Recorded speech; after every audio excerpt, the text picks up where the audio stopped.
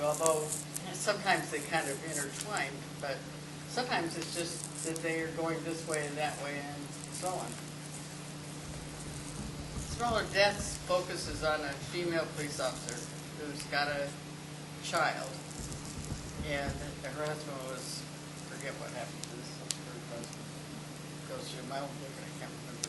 But anyway, she's a single mom, lives with her folks, and she has made a rule that she's never going to date anybody on the Rocky Bluff Police Department. And of course, in this book, someone comes along that changes their mind, detective. But there's some pretty gruesome murders in this particular book. But I did want to show some of the things that happen to a female officer who is the only one in that particular police department. And I've done the same thing in these other books too, and I'll tell you why. What got me really interested in that. First off, I met a deputy sheriff, resident deputy, female that lived in our area, and at the time I was writing articles for our little local newspaper, and I would find interesting people to write about, and she was one. I just thought it'd be real interesting to find out about a female deputy. And she came to the house and told me all this stuff, and a lot of it was how badly she was treated, being the only female, and things that happened to her. But I wrote the article, but I called her and said, I think you need to read this because I'm afraid when it gets in the newspaper you might lose your job. And she says, well, it's all true. Everything I told you is true. If I lose my job, I lose my job. So it got published, and guess what? She lost her job. Fortunately, she got a better one. But, you know, that kind of influenced me, too, about writing about female law enforcement. Then I went on a ride-along with a police officer in Porterville. Actually, I've been on about 3 in Porterville. The first one I went on with Porterville was with a brand new police officer. I mean, he was a real rookie. And when I went to the, I forget what they call it, but, you know, the changing of the shift, and they're telling you about what's going on and all that, and I arrived in time for that. And they said, today we have a mystery writer with us who's going to go on a ride-along. And I heard this young kid say, I hope I don't have to take her. And that's exactly who they're going to give them to. And sure enough, I rode with that guy. He was okay. But he wouldn't let me get out of the car, ever. I mean, he'd just say, you stay there, and then he'd go do whatever it was. So then I rode with this lady officer, and she was great. She had me get out of the car. She said, how can you know what it's like if you don't get out of the car?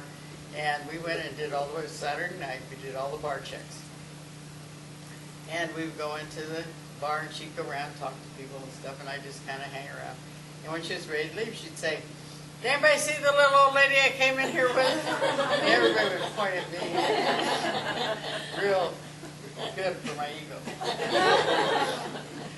So, anyway, one thing she did, she got a family dispute call. That's one place she didn't let me go in, and I knew a family dispute call, and I knew she wouldn't because those are the most volatile situations. But, you know, we parked in the driveway of the house, and she went inside, and while I was sitting there, her sergeant came, and he tapped on the window, and he says, have you heard anything from the house? And I said, no, it's really been quiet. So he went up and listened at the door, and he came back, and he says, well, you know, she does better than any of the male officers calming those kind of situations down.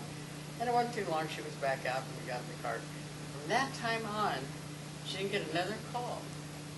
So we drove around and we drove around, and while we were driving, she said, you know, I'm a single mom. She told me all about how upset her son was that she had this job. He was all worried, you know, that something might happen to her because she was the only parent in the home. And then she told me about some of the mean things the police officers had done to her.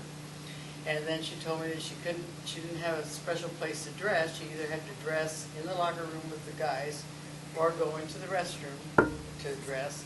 And one thing, she never stopped. She never got coffee or anything. When I'd written with this young kid, we stopped at the donut shop and we went into a restaurant and ate, and he would go back to the station house and he'd go to the bathroom and so on.